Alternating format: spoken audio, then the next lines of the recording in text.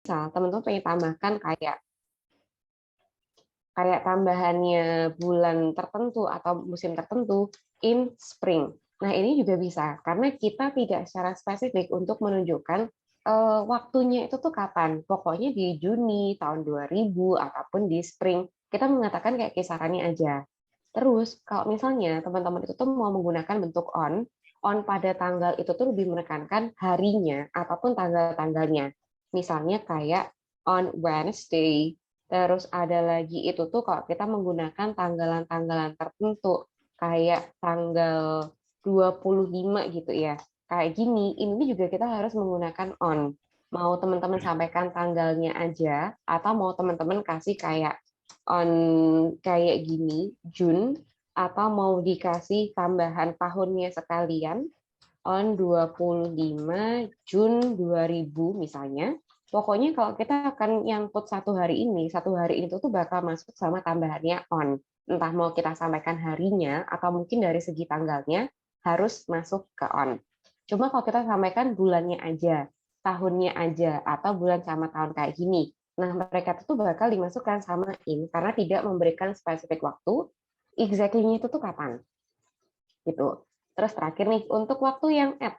Kalau misalnya teman-teman tuh menggunakan preposisi at, terkonteksnya untuk yang waktu ya, otomatis waktu-waktunya itu tuh bakal diarahkan sama jam secara spesifik. Misalnya at 7 o'clock, atau aku sampaikan misalnya 9:30. Informasi ini, model itu tuh sangat spesifik dan kita nggak bisa memberikan tambahan before, at before 9, atau mungkin at after 9. Sama sekali nggak bisa teman-teman.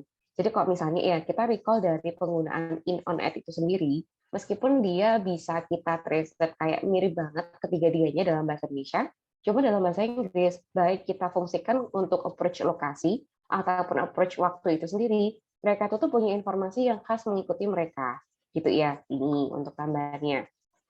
Aku copy paste ke chat Zoom, barangkali nanti ada yang pengen nyatet ke tambahannya sambil aku balik ke PDF dari yang disampaikan untuk pertanyaan nomor 5 tadi ya. Makanya ketika teman-teman nih untuk mengerjakan soal yang transport from wastewater, utamanya nomor 1, sama ada lagi soal yang nomor 5, jawabannya kan ada yang macam-macam ya. Ada yang emang diisi pakai jamnya exactly. Ada lagi itu tuh yang diisi pakai after berapa, at after berapa, terus ada lagi at before 9. Ada juga yang seperti itu. Jadi menjawab juga dari apa yang disampaikan sama Kak Ananta, karena emang preposisi ini kan punya peranan yang cukup penting nih Kak. Jadi kita nggak bisa asal menambahkan, at it ini bisa nih kita gantiin sama before, sama after. Itu tuh salahnya di situ, karena ada subject verb agreement yang kurang sesuai, dan kita malah kasih tambahan ke preposisi yang lainnya. Gitu. Ini ya, satu pertanyaan dari Kak Ananta, kalau kita jawab before, otomatis sah dihitung sebagai salah. Karena kalau kita add, terus nanti hitungannya untuk waktu harus secara spesifik jamnya itu kapan. Gitu. Terus kalau dari Kak Sandra nomor 37 yang bagian bawah sini. Oh, ini untuk tambahan 37. 37-nya 37 apa 38 Kak Sandra? Untuk penggunaan off. Yang bagian 37 sih itu. Aku sebenarnya awalnya tuh 37 udah mau bagian jawab sini. Dev, cuman kayak ragu gitu, cocok nggak sih sama off? Aku kayak kesulitan di situ sih. Untuk isiannya 37-nya Kak Sandra diisi apa Kak? Diganti jadi cave, jadi gua. Cave. Oh, oke oke. Can have a cave of up to sekian. Oke. Untuk tambahannya yang disampaikan sama Kak Sandra di sini ya. Jadi misalnya teman-teman itu mau menggunakan bentuk of ini kan termasuk preposisi yang dengan syarat penggunaan ya, yaitu bagian sebelum sama sesudahnya of dia itu tuh harus menggunakan kelas kata benda ataupun noun itu. Terus yang dipilih sama Kak Sandra diisi pakai cave. Cave itu tuh dia juga nggak salah ya, karena kan dia juga termasuk ke noun. Terus ini up to sekian sentimeter juga bisa terhitung sebagai noun. Cuma salahnya di mana sih kok kita bisa menggunakan bentuk tambahan dari a depth of up to sekian sentimeter. Kalau ngomongin masalah ke kontekstualnya sendiri teman-teman, mungkin dari listening kemarin itu tuh kita bisa melihat dari cara kita untuk mengurangi ataupun mengeliminasi kata-kata dengan cara kita kasih XX untuk informasi yang diparafrasekan dalam bentuk statement seperti ini. Ini aku coba cari audionya dulu ya. Some crocodiles did, however, adapt to living in dry conditions. In Mauritania, some crocodiles have learned to survive in an area where they can go up to 8 months with no water by spending the driest of times in what's called the torpor or. Nah, ini aku cek sound dulu. Kalau aku play-nya kayak gini di teman-teman gimana? Apakah kedengeran dengan jelas suaranya? Terdengar, Miss. Oke, kedengeran, udah jelas. Nah, kita lanjutin ya. Kedengeran, Miss? Oke. Nah, untuk yang bagian sini, tambahan-tambahannya, a hole dug up by a female crocodile in which to lay eggs can have a bla bla bla of up to sekian sentimeter. Jadi, pada soal nomor 37 ini, Udah ada hole. fokus utama kita kan untuk kata kunci yang tidak disampaikan oleh statement asing ini, teman-teman. Jadi nanti kalau kita dengar dari audio bilang mengatakan apa-apa-apa sama apa, baik kata asli, sinonim, ataupun parafrase yang sama kayak tertulis ini, nanti nggak perlu teman-teman isiin sebagai jawaban pada titik-titik barusan. Gitu ya. Nah, kita dengerin lagi nih. Short period of hibernation. To utilize every bit of rainfall, these desert crocodiles dig underground caves that dig underground cave. Jadi yang disampaikan sama statement barusan teman-teman, kita tuh ketemu dig underground cave. Cave-nya itu tuh udah termasuk kayak underground-nya ini tadi, yaitu a hole dug. Jadi meskipun kita tuh tidak mendapatkan jawaban yang ini perasaan ya, dia tuh bilangnya hole. Terus dalam audio itu tuh bilangnya cave. Perasaan, definisi hole sama cave itu tuh tidak 100% identik ataupun sama.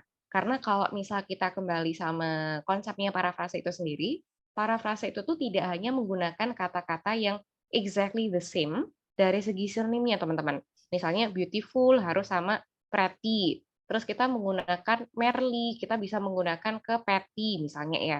Jadi untuk bentuk yang seperti ini, cave itu, di underground cave, bisa teman-teman artikan untuk a hole dug ini tadi, yang mana digali sama female crocodiles. Terus kita lanjutin nih. collect runoff, thus staying cool and hydrated. During the mating period in November and December, males attract females to their viciously protected territory through a number of behaviors that range from snapping their jaws all the way to sending infrasonic pulses through the water. Afterwards, the female digs a hole up to 60 centimeters in depth. Nah, dari bagian utamanya bagian situ ya, ciri-cirinya juga. Selain dari dig underground cave, kita juga mendapatkan penegasan bahwasanya ada a hole yang emang digali sama sekian cave. Kita putar balik. Afterwards, the female digs a hole up to 60 female dug a hole up to 60 centimeters in depth. Centimeters in depth. Jadi dari bentuk aslinya itu kita ketemu ini ya, up to 60 centimeters in depth. Jadi kalau misal teman-teman kembalikan, itu kan bisa digunakan sebagai rujukan utama kita dalam menjawab soal nomor 37 nih. Cuma kenapa pada jawaban barusan itu tuh kita ketemu tambahan depth, bukan ke hole-nya tadi, atau bahkan ke cave-nya. Kalau untuk yang cave mungkin satu pertimbangannya adalah agak jauh dari kalimat yang menunjukkan untuk 60 cm-nya ini. Satu itu. Terus yang kedua, di dalam frasa barusan up to centimeters, 60 centimeters in depth, itu tuh bisa juga teman-teman bolak-balik pada prinsipnya penggunaan of. Kalau of itu tuh misal teman-teman mau arrange dalam sebuah non-phrase ya. Ada beberapa itu tuh yang memang bisa kita tambahkan of, ada beberapa lagi itu tuh kita nggak usah menggunakan of, tapi susunannya sedikit dibalik, teman-teman. Jadi ini aku sambil ketik ke chat Zoom ya. Misalnya aku mengatakan the committee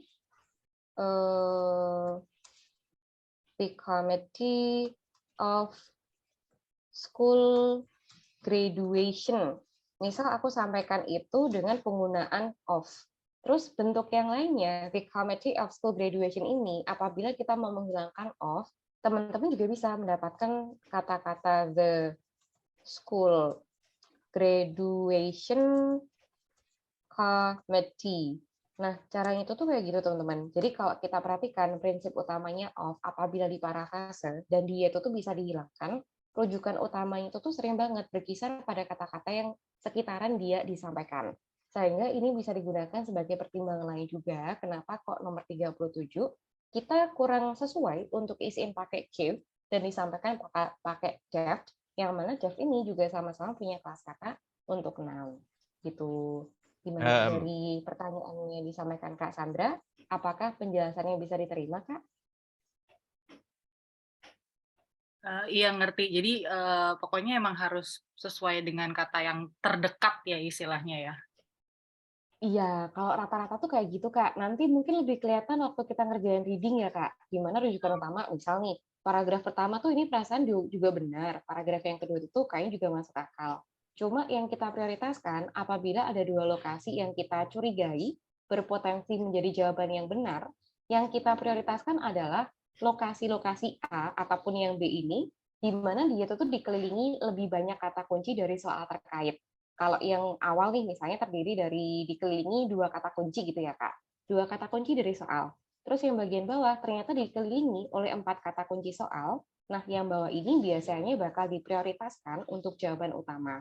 Begitu juga kalau kita mau ambil pertimbangan listening, nanti kita bakal ambil pertimbangannya untuk ke jawaban yang dikelilingi sama kata kunci terdekat yang ada pada soal. Gitu. Oke, makasih Kak. Udah jelas. Miss Ya. boleh bertanya, Miss? Iya, gimana? Sebelumnya maaf telat, ada kendala tadi. Yang di yang di grup itu kuncinya ya, Miss? Iya, benar Kak. Untuk yang tugas kemarin kan kita ada 3 exercise, jadi kuncinya udah dikirimkan ke grup. Terus pembahasan kita hari ini nomor-nomor yang cukup menarik untuk kita bahas dari tambahan-tambahan kayak collocation, terus ada lagi penggunaan preposisi barusan Kak. Ya, boleh bertanya, Miss. Ada beberapa pertanyaan. Cukup bingung gitu. Oke. Gini, Bentar Kak, ini ya. aku motong dulu Kak Ciko ya, karena tadi sebelum Kak Ciko datang, Kak Bonita kan juga tanya setelahnya Kak Sandra. Jadi aku tanya ke Kak Bonita dulu, terus nanti Kak Ciko sampaikan pertanyaannya nggak apa-apa? Oke, boleh. Oke, boleh. Nah, tadi itu di bawahnya chatnya Kak Sandra, Kak Bonita juga tanya, kalau misal untuk hand, heart, head gitu pakai apa, Kak? Yang ditanyakan sama Kak Bonita ini lebih ke preposisinya atau dari segi apanya, Kak?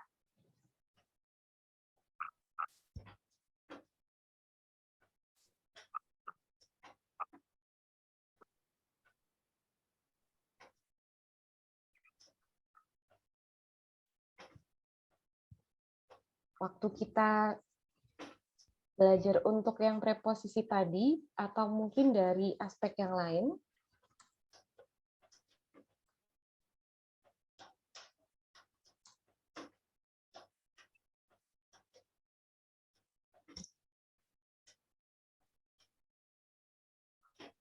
Ini yang aku tangkap dari segi preposisinya ya. Kalau untuk penjelasan preposisi tadi yang ditanyakan sama Kak Bonita barangkali, tambahan-tambahan untuk kita menggunakan apakah mau pakai yang in atau mungkin pakai yang on atau ada lagi itu yang at juga. Mungkin kita bisa melihat dari kontekstualnya dulu. Kalau kita mau ngomongin kontekstual yang beneran organnya nih teman-teman, kayak hand, terus ada lagi heart sama head. Kalau kita mau menggunakan tambahan preposisi tadi yang in on at, secara literal, organnya itu tuh yang dioperasi gitu ya. Nah, umumnya kita bakal menggunakan in the heart of the patient atau in the head of the patient. Cuma kalau misalnya teman-teman mau menggunakan kontekstual yang lainnya, kita secara kata-kata gitu ya, on my hand, itu tuh sering banget. Karena kalau kita perhatikan, tangan ini kan punya bentuk bidang gitu ya, agak pipih gitu model ya. Dari tangan ini tadi, ketika aku bilang in my hand itu tuh dia kurang sesuai karena kalau kita bilang in berarti berada di dalam elemen tangan itu. Cuma kalau misalnya teman-teman tuh mau sampaikan ke bentuk seperti on, otomatis bentuknya itu tuh bakal nempel pada permukaan tangannya itu gitu. Terus kalau ada lagi head. Head itu tuh gini nih teman-teman. Kalau kita menggunakan bentuk head ini berarti kalau kita ngomong di kepalaku secara literal, aku memikirkan tugas ini lagi dan lagi masuk ke kepalaku dan aku berusaha untuk memikirkannya. Itu tuh bisa juga kita sampaikan pakai in my head atau kalau kepikiran kita on my mind itu tuh bisa gitu. Ini untuk yang disampaikan sama Kak Bunta. Mudah-mudahan menjawab dari yang disampaikan ya. Terus dari Kak Ciko gimana Kak? Tadi boleh dilanjutkan? Ya gini, Mes, kan yang pertama yang soal yang transfer from base water itu. Nah, itu kan instruksinya a number ya. Terus kalau 930 apa enggak dihitung jadi 3 numbers-nya gitu. 9 terus 3 terus 0 gitu. Oke oke. Untuk Itu masalah formatnya soalnya itu tuh soalnya awalnya udah bikin 930 kayak gitu kan, tapi karena a number jadinya nggak bikin gitu lagi gitu. oke. Pertimbangan ini ya Kak, nomor 1 sama nomor 5 ya berarti? Iya. Oke. Hmm. Nah, kalau untuk pertimbangan ini Kak, number itu tuh bukan dihitung per angkanya, tetapi kayak satu rangkaian gitu Kak. Jadi misalnya ya, aku tuh mau ngisiin sebuah soal, nomor 2 nih, ada bla bla bla siswa, sekitar 10 siswa gitu ya misalkan. Ada 10 siswa yang mengikuti acara tersebut. Kalau aku mengatakan 10 siswa ini nih berarti kayak satu rangkaian, Kak. Sama halnya kayak number ini, kalau dalam kontekstualnya IELTS ya. Jadi ini nih memang kurang sesuai kalau kita artikan secara literal. Satu angka aja, tetapi kayak satu jawaban. Termasuk sama kalau kita sampaikan 792. Untuk yang nomor 4 ini tuh juga satu rangkaian number. Terus untuk yang nomor 1 sama ada lagi yang nomor 5, tambahannya kan dia tuh fokus sama ke jamnya tadi gitu ya. Sehingga kalau kita mengatakan 9 lebih 5, 9 lebih 10, itu tuh juga masuk sama pertimbangannya ke number ini tadi gitu Kak. Oh gitu. Ya, satu lagi Mes nanya, bukannya dalam bahasa Inggris itu pakai titik 2 ya pemisah jam, tapi Mes ngasihnya titik kayak bahasa Indonesia. Nah, itu bingung juga ngeliat ini. Oke, ini mungkin agak mirip sama kontekstualnya AM/PM ya teman-teman, karena kalau kita ketahui titik 2 sama yang dikasih titik, ini kan samanya kayak format-format jam, ini perasaan ya, ada yang isiin pakai 0900, ada yang diisiin pakai 9.00, ada yang diisiin sebagai 9 AM dan seterusnya. Nah, kalau untuk pertimbangannya teman-teman, satu kita bisa melihat dari apa yang disampaikan oleh audio, apakah audio itu tuh bisa mengatakan langsung 9 AM, kalau 9 AM ya kita sampaikan 9 AM gitu boleh. Terus kalau misal kita ada tambahan 9:30, 9 lebih 15 atau lebih berapa, itu bakal kita sampaikan titiknya.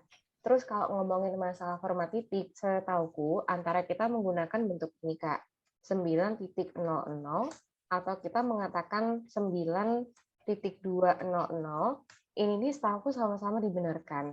Kalau misalnya ya teman-teman belajar dari beberapa brand IELTS, kayak dari Peter May, terus ada lagi kayak dari Chief IELTS dan seterusnya, kan ada di latihan-latihan soal gitu, terus di belakangnya itu tuh ada juga tambahan-tambahan untuk ke penjelasan dari mungkin part script-nya, ada lagi itu tuh untuk ke kunci jawabannya. Nah, variasi mereka itu tuh cukup banyak, Akiko, dan setahu sama-sama dibenarkan.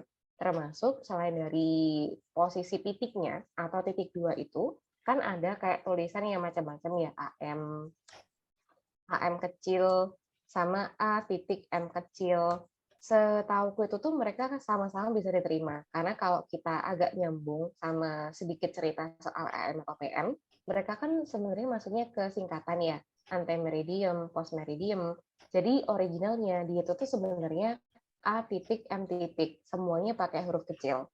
Cuma seperti yang teman-teman ketahui, penggunaan AM PM itu baik kita mau gunakan ke dalam situasi yang formal ataupun situasi-situasi yang lain, semakin lama itu tuh semakin banyak versi yang bisa diterima, dan ini mau dibawakan ke bentuk formal itu tuh juga sama-sama bisa diterima. Oleh karena itu, dari tambahan AMPM-nya itu pun, dari 3 format itu setahu juga sama-sama bisa diterima, selain masalah titik yang tadi ditanyakan sama Kak Ciko. Gitu. Gimana Kak? Apakah menjawab pertanyaannya? Nah, iya Kak, soalnya kalau AM PM aku tahu sih Kak, yang besar itu tuh Amerika, Iya. terus yang kecil itu Inggris, yang satu lagi Irlandia, A titik M titik. Jadi tiap negara kecenderungannya beda. Cuma yang titik 2 sama titik ini kalau di iOS gimana? Pernah ketemu juga sih Mas yang titik aja 9.00 itu, tapi jarang yang sering ketemunya 9.200 gitu Mas. Jadi itu kalau di iOS-nya mau nanya, jadi berarti acceptable ya keduanya mau titik atau titik 2 Mas? Iya, kalau aku sama-sama bisa diterima Kak dari dua jenis titiknya. Oh ya, tapi kalau nggak pakai titik 2 berarti salah ya, Mas? Misalnya dia langsung 9 aja, angka 9 aja, terus AM itu nggak diterima ya, Mas? Kalau untuk format 9 langsung AM itu Kak, sebenarnya kembali dari soalnya ya. Kalau kita kembali sama konteks soal nomor 1, terus kontekstual soal nomor 5 ini, kebetulan kan bukan 1 jam aja, maksudnya bukan yang pokoknya jam 9, pokoknya jam 10, atau jam 7 pagi, gitu kan enggak ya Kak. Karena dari audio, dia mengatakannya untuk 9:30 pada nomor 1, terus untuk yang nomor 5-nya itu tuh dia menuliskan 8.55, 8:55. Di sini otomatis kita bakal menyampaikan kata-kata yang exactly sama dari audio. Jadi mungkin kembali sama audionya dulu ya Kak Ciko. Kalau dari soal, ternyata audionya itu mengatakan at 9 AM, jawaban kita bisa sampaikan 9 AM biasa.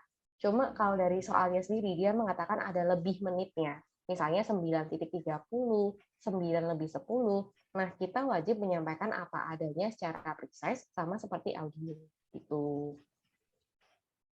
Oh, jadi berarti kalau yang 9 AM aja boleh 9 langsung AM ya kalau nggak ada lewatnya? Iya, di beberapa situasi ada sih Kak seperti itu. Cuma kalau untuk konteksnya alat tuh kayaknya cukup jarang ya. Rata-rata kalau ngomongin jam, exactly yang pakai at kayak gini, fokusnya itu tuh dia pasti diikuti sama menitnya. Itu yang lebih banyak kau temukan dibandingkan pakai 9 AM udah gitu aja atau 8 AM gitu aja. Oh ya, oke Mas. Jadi nanya satu lagi aja Mas. Kan yang nomor 5 itu ada sebelumnya itu kan dibilangnya before 9 AM. Terus yang habis itu ada 8:55 gitu. Nah, kalau seandainya kita kurang terdengar yang 8:55 tapi terdengarnya before 9, kalau ditulis before 9 berarti nggak dibenarkan Mas. Kalau ada yang spesifik harus spesifik aja yang benar atau boleh alternatif Mas? Kalau yang ini sama sekali kurang bisa Kak untuk alternatif, nggak fleksibel, karena seperti yang aku jelaskan tadi, preposisi in, on, at ini kan kayak syarat penggunaannya cukup sesuai ya Kak. Kita nggak bisa ganti at, before, none. Nah itu tuh nanti bakal salah dari subject purpose agreement, meskipun kita dengar sekilasan salah satunya. Tapi harus secara spesifik kita kasih angkanya berapa gitu. Nah ini dari punyanya Kak Ciko. Terus aku Oh, juga nyambung sama yang disampaikan Kak Petrus dulu ya. Ungkapan rasio at 900 ataupun desain digunakan tidak ya? Di speaking, nyambung sama yang disampaikan Kak Ciko barusan, Kak Petrus kan juga tanya soal ungkapan yang ada di speaking, kayak 900 atau mungkin 700. Kalau untuk kontekstual seperti itu, Kak Petrus setauku ya, dia itu tuh bisa digunakan untuk situasi yang informal. Cuma kalau kita mau menggunakan pada speaking IELTS, yang mana sering banget digunakan untuk semi formal dan juga formal, ini dia kurang sesuai secara konteks, dan nilai kita dari segi lexical resource justru malah kayak kurang maksimal gitu ya teman-teman. Ini sementara mungkin kita hold dulu, nanti kita bakal sambung. Kurang tahu akun Zoom-nya kok langsung ada pembatasan waktu hari ini, padahal kemarin nggak ada pembatasan nih. Kita nanti bisa join kembali ke Zoom ya teman-teman. Ini untuk sementara aku akhiri Zoom-nya. Terus nanti teman-teman bisa langsung join kembali dan kita sambung diskusinya ya. Ini aku end dulu nih teman-teman.